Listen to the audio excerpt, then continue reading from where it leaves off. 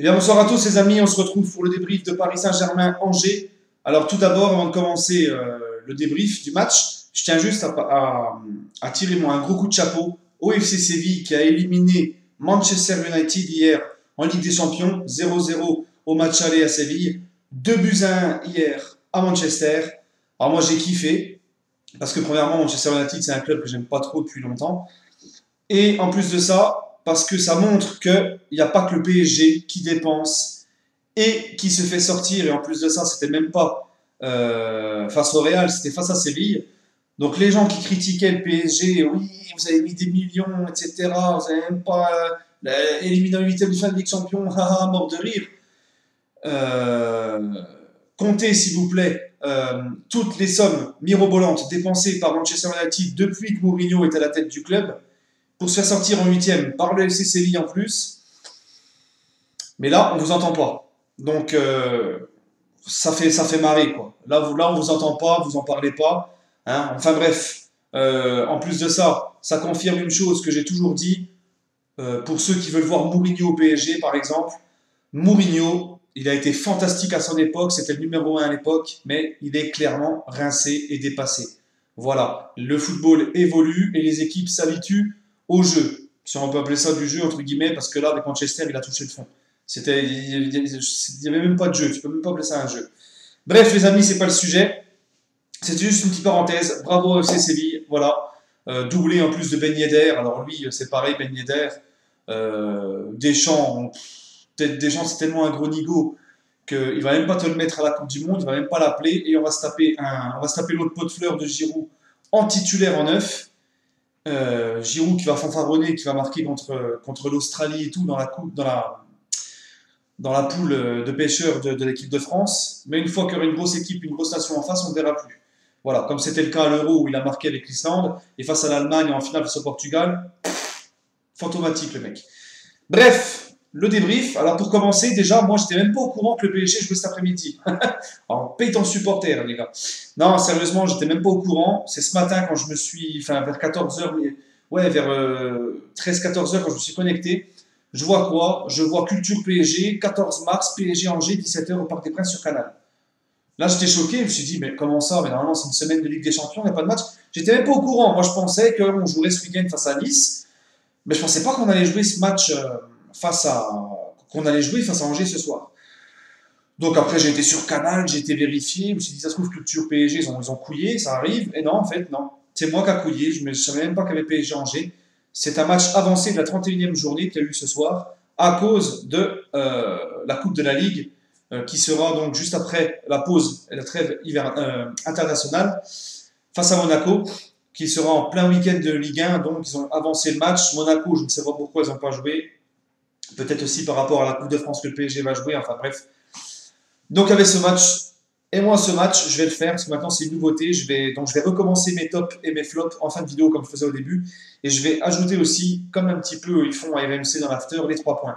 Mes 3 points de ce match, les amis, c'est simple. La combativité d'Angers, chapeau, ils ont tout donné, à la fin ils auraient pu égaliser, ils ont pas eu peur, ils n'ont pas baissé les armes, ils ont tenté leur chance à 100%, ils ont été sans complexe, pas de peur, voilà, ils ont fait un très bon match pour moi, les Angevins en fin de match, ils ont poussé, c'est tout à leur honneur, un grand coup de chapeau à l'équipe angevine, parce que beaucoup, à 2-0 face au PSG au Parc, eh ben, ils tombent, ils se relèvent pas et ils en reprennent 3 derrière.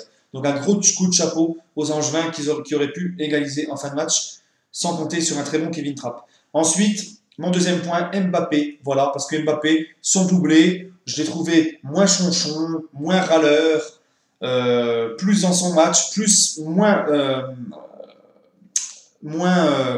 vendangeur, pardon, j'ai les mots qui m'échappent. Moins vendangeur, c'est bien, je suis content. 3 buts en 2 matchs pour Mbappé, donc les rageux nous diront ouais, mais c'est que Angers, etc. Mais Mbappé, je suis désolé, cette saison, c'est 19 buts, toutes compétitions confondues, et 13 passes décisives. Donc ceux qui nous disent qu'Mbappé c'est un flop, etc., c'est pas mal pour un flop. 19 buts, toutes compétitions confondues, et 13 passes décisives. Bref, c'est pas parce que Mbappé a loupé son match au Real qu'il faut lui cracher dessus. Il a marqué les 2 matchs aller-retour face au Bayern.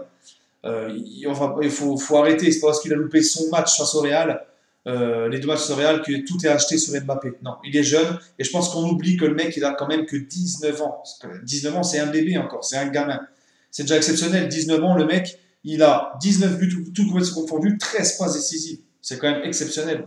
Bref, il a le temps de grandir, Mbappé. Et mon troisième point, bah, c'est Mota. Parce que Mota, ses petits coups de pute sur le terrain, on les connaît.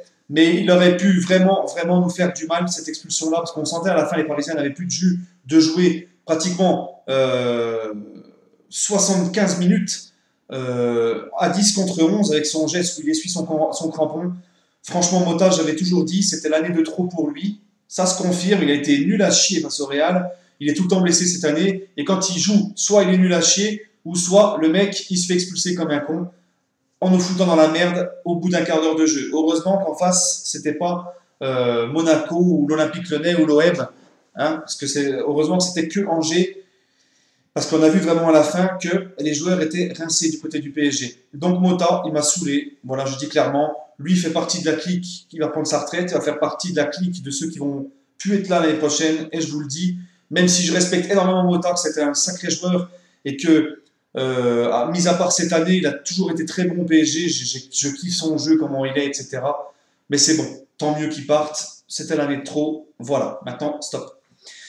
Pour le match, première mi-temps, tout le long du match, j'ai pas trouvé un PSG en mode turbo, en mode on y va à fond.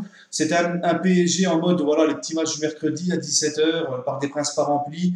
Un PSG qui gère, mais qui fait le job et qui gère tranquillement, qui joue à la baballe. On voit qu'ils sont pas investis à fond, ça va tranquille, voilà, on est dans l'autogérance. Mais malheureusement, en deuxième mi-temps, donc on est à la mi-temps avec 2-0, et là, deuxième mi-temps, un PSG encore plus tranquille qu'en première, encore dans la gestion. C'est normal avec les matchs qui sont faits toute la saison, etc., etc. Et en plus, il y a les matchs internationaux, la Coupe du Monde qui approche, etc. Donc voilà. Mais là, on est tombé un petit peu trop dans la facilité en deuxième mi-temps.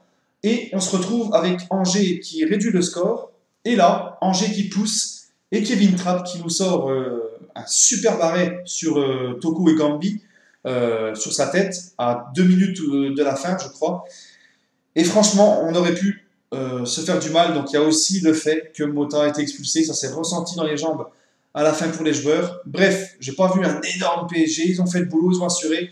Mais on s'est tiré une balle dans le pied avec une certaine suffisance et une certaine facilité, on va dire, dans les 20-25 dernières minutes du match.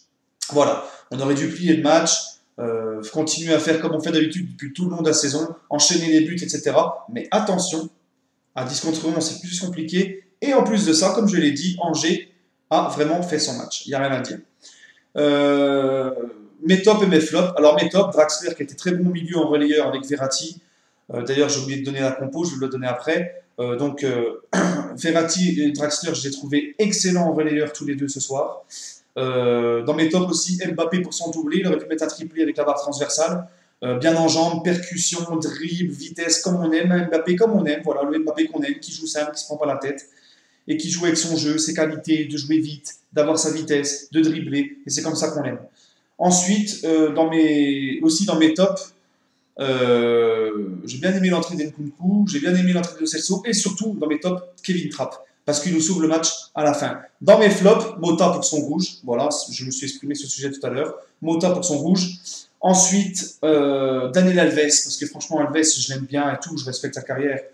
Mais Alves, on sent qu'offensivement, déjà, il n'a pas apporté grand-chose, même ce soir.